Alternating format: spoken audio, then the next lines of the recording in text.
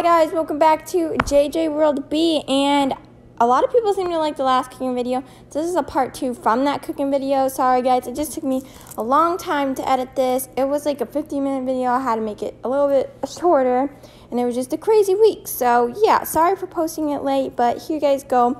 This is baking a William Sonoma Flower Shop cake pops, and it was really fun to make. And I hope you guys enjoy this. But before we get started, make sure you like, comment, and subscribe, because we got 2 more subscribers, so hopefully we can keep it going. Maybe get 80 hopefully by the end of this month. And these are the directions. It wasn't that hard to make. Once you got the hang of it, it was actually pretty simple. So basically in the kit, it just comes with the secret like cake mix, the secret mix for the what's it called, icing.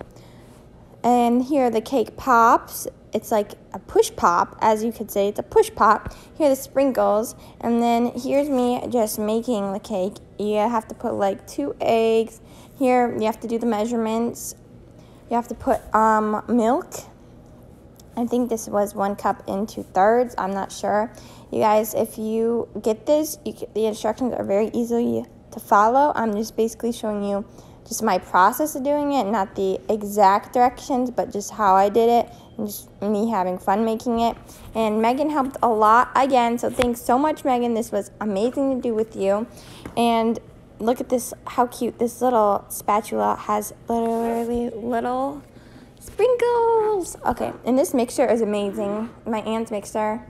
And it is pink, and it just matches perfectly. And everything I got from another cake kit as well. It comes with these rainbow measuring cups, and so everything you're gonna see is also from another William Sonoma cake kit, which I will do in the future if you like. Now I'm just adding the mix, and this is actually the batter, I believe. So I think earlier I said the frosting. No, this is the batter. So you need their secret cake mix, and I believe it's just regular vanilla mix, but I mean, it did have its own flavor to it, so that was interesting. It was definitely interesting, but it just took about maybe 10 minutes just to get it really nice and smooth, because you never want to have lumpy batter. You just want to make sure it's a really smooth consistency, and especially with like cake pops, or in this case, push pops, I guess you could say. So just going to keep adding this whole bag of it, and you're going to want to add all of it, but little at a time, little amounts at a time. And as you can see, I'm going in, pouring the milk, then adding the dry mix, and then mixing it with the mixer. So you're just going to want to kind of take this step by step.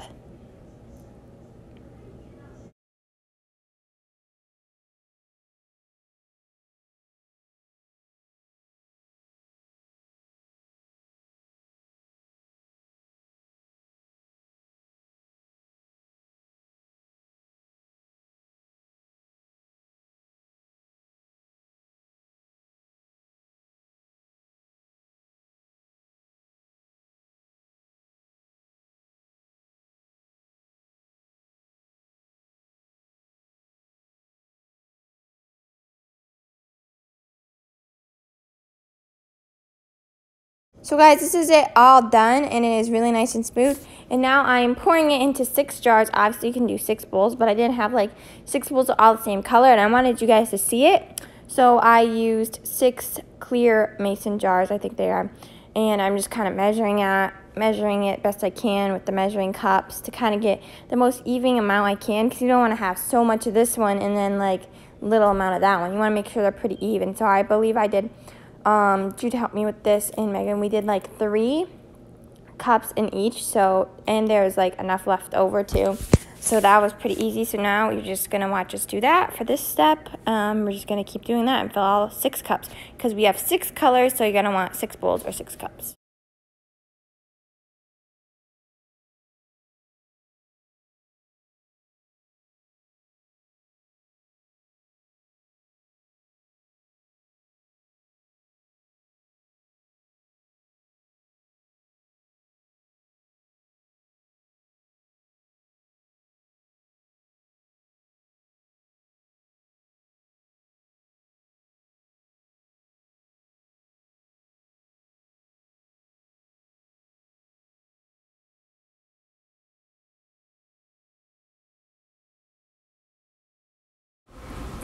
So now these are also the Williams Sonoma food colorings, which I really like their food colorings. They're really pretty. They're almost like pastel, and then they keep building up, and they're really pretty. So here's pink, here's a green.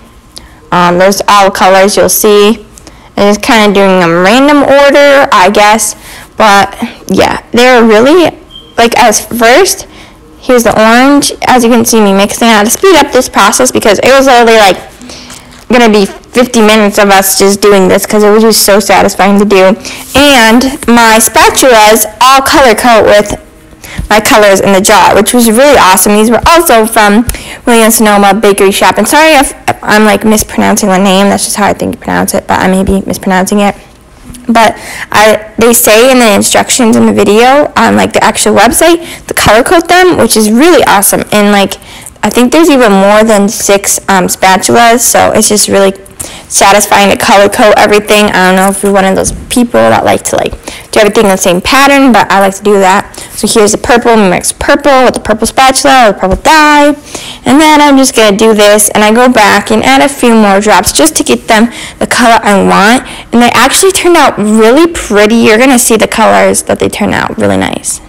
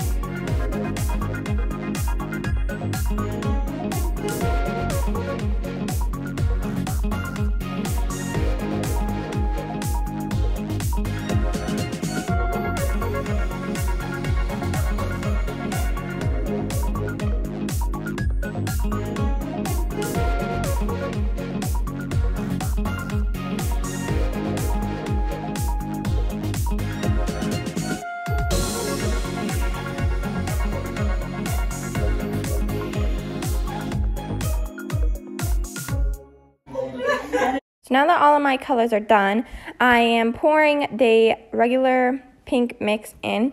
So as you can see, it kind of looks peachy when I'm putting it in the oven, but it's really this really pretty, like, bright pink, I guess you can say. So I'm just putting them all in the oven, every color, and I'm just going to show you on the other side of the screen how I placed it in the pan that they gave me. I don't know the exact size pan it is, but it was just kind of a little tiny pan. It was a flat one, really flat. You got to do a super thin layer.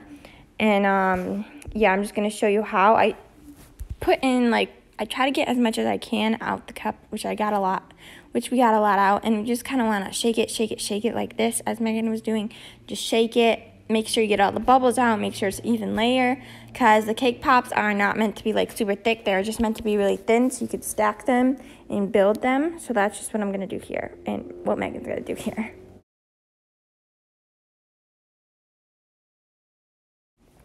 So now I'm taking this little cutter. You can use any cutter, I guess, if you want, but for this, you have to use this specific circular cutter. And it was really easy to cut them. I was like super scared at first. I thought I was like gonna be really hard to cut them. I thought I was gonna mess up, but no, it is actually very simple to cut it. And the cake itself is literally so moist, like it's just so soft and like has this like, I don't know how to explain the texture, like not wet, but it's just such a moist texture that it's just so easy to cut. And maybe it was, as we only cooked it for like 10 minutes maybe. No, I think 8 minutes was all. So and the thing that sucked about this was that we only had one pan, and we had to do it literally each individual one instead of having 6 pans, which we forgot. We didn't think of that. But we still got it. It was fun. It turned out really well.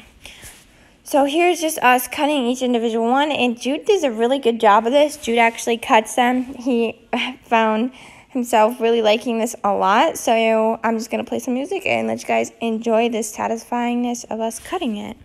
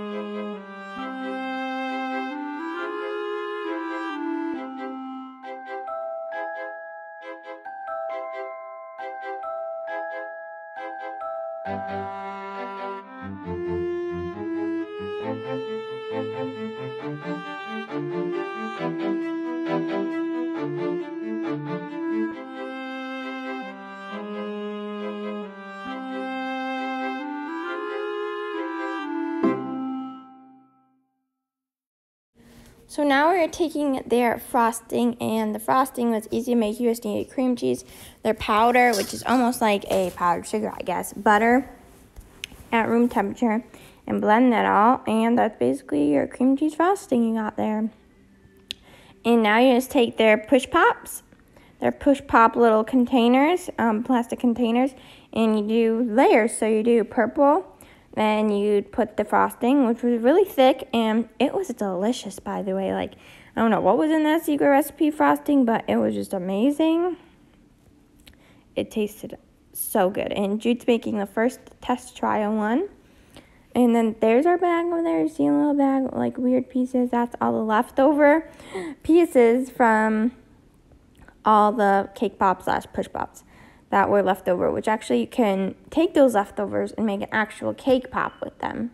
So you can do that as well and get another baking out of it too, I guess. So here we're just stacking it.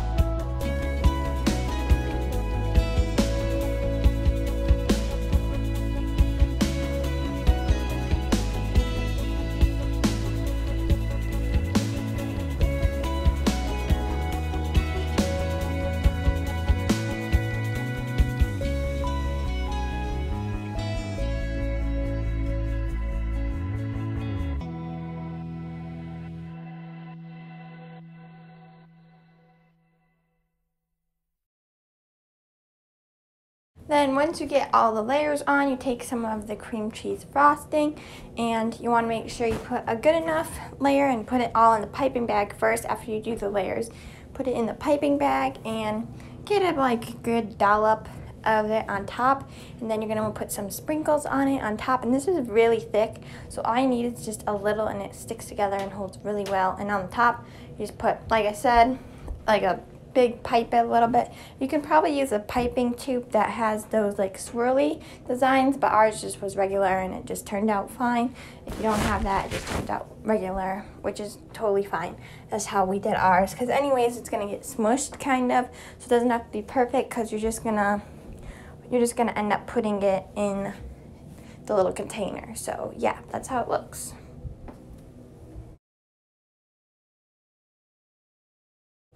And now it is my turn, and I'm just layering it. Same process as Jude did, so now I'm just going to show you guys how I just did this. Same thing, it's really easy, and that's pretty much it.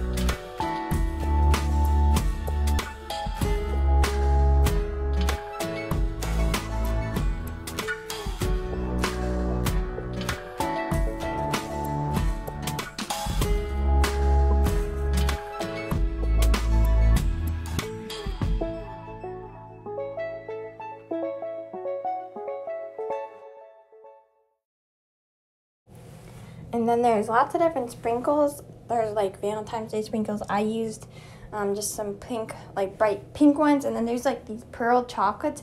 And the pearls are actually, and they actually tasted really good too. So basically that's just how I decorate mine. You can decorate it any way you want. You can even leave it plain.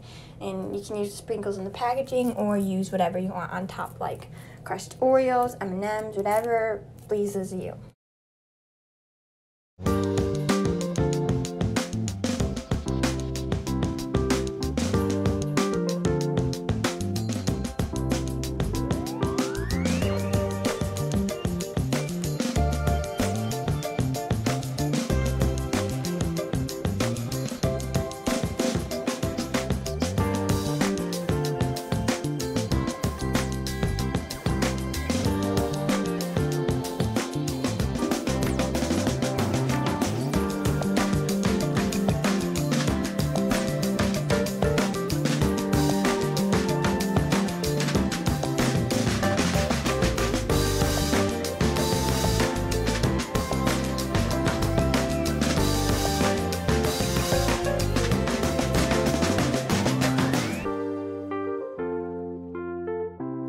So guys, after all is done, you just kind of drop the little stick of it and it kind of all flows down really small. It kind of gets, want to make sure you put a little frosting because then it gets on the side of the container. That's what we learned on the trials we did. But this is my finished result for like the second one I made. I thought it was really cool. It had pearls on it. You can see it really good.